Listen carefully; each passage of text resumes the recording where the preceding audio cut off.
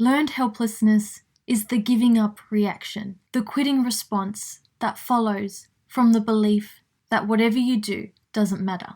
Arnold Schwarzenegger. Welcome, and I'm so glad that you're here. Here we talk about personal development, relationships, and mental health, just to name a few. My name is Carmen, a registered counsellor who is passionate about coming alongside people. This podcast is designed to create a discussion and bring awareness around what matters most in life, and that includes you. The goal is that each episode will leave you feeling encouraged, equipped, and empowered so you can live your best life. Let's get started. Hello and welcome to another episode. How are you? Over the weekend, I got in some downtime, along with catching up with family and, of course, doing my laundry. I watched a movie, and in the movie that I watched, I was intrigued by the role a therapist played and how the whole profession is portrayed. And you may have heard me talk about this before. And of course, watching the movie and this particular scene, it made me chuckle because it's far from what actually happens and the guidelines that registered counsellors are required to follow. Perception is a funny thing and could be far from the truth. And I wonder if you have a perception of what therapy is about. And if you have questions about what happens in a session, I invite you to ask away. Because the last thing I believe any therapist would want is for someone not to seek counselling because of a perception they might have. So if you have any questions, get in touch and ask away, and I will answer them here on the podcast. And on a side note, if you wish, you can remain anonymous. If you have a question, someone will more than likely benefit from hearing the answer. So, on today's topic, learned helplessness is perhaps something we have all experienced in one way or another. In this week's episode, we look at what this means and how to discover or rediscover one's capacity. According to Psychology Today, learned helplessness occurs when an individual continuously faces a negative, uncontrollable situation and stops trying to change their circumstances, even when they have the ability to do so. Learned helplessness is the opposite of self-efficacy. It is the belief that what we do ultimately does not matter, that we will be stuck in the same life patterns no matter what we think, say, or do. When we learn to view ourselves as helpless, we give away our personal power, falling to the trap of uselessness and resignation. Does this sound familiar? Have you ever experienced this? Or are you currently experiencing a sense of helplessness? Generalization from previous experiences can cause learned helplessness. This might sound like, things have always been this way, and they will always be this way. This generalization can be faulty because it does not distinguish between a long-lasting condition and one that is permanent. The same can be if we have been living a certain way for years. It will be hard to change, but not necessarily impossible. The more we learn about learned helplessness, the less we will be trapped by it.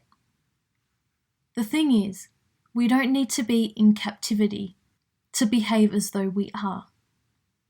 I watched a video of a lion that had been rescued, and when it came for him to be released into the wide open spaces and experience the freedom he was born for, he walked outside of his enclosure, paused, took some steps forward, and sat down. Another video tells the story of elephants who were tied around the ankle by a small rope. These elephants could have escaped at any time, but they didn't because the same rope was used to bind them at a young age.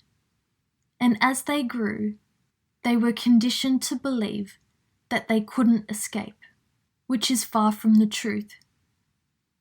While the rope may have remained the same, the elephants had become larger in size and stronger than the rope that was once stronger than them.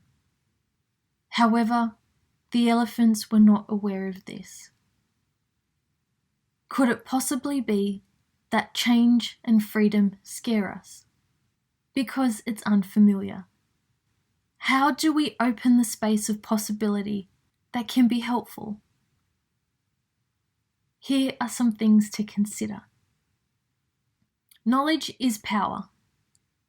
Learned helplessness can be more common for people who have experienced repeated traumatic events, such as childhood neglect and abuse or domestic violence.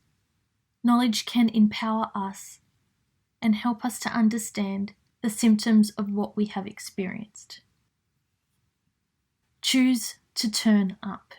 Turning up can look like small steps towards the direction we want to go, instead of camping where we don't want to be.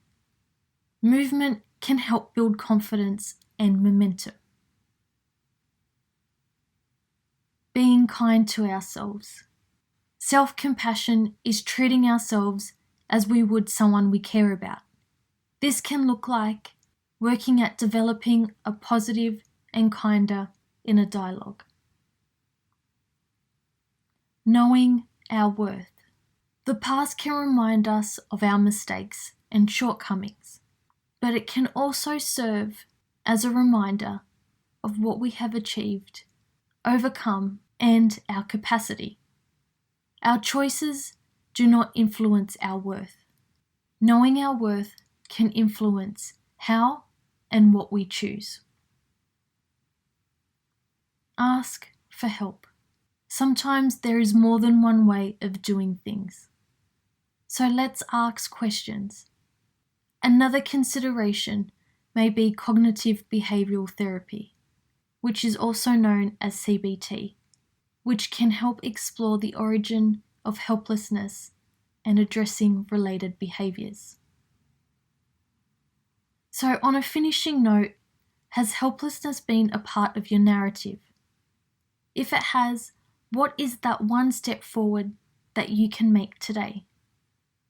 So, wishing you a wonderful week ahead, and I look forward to meeting you here again next week. Take care.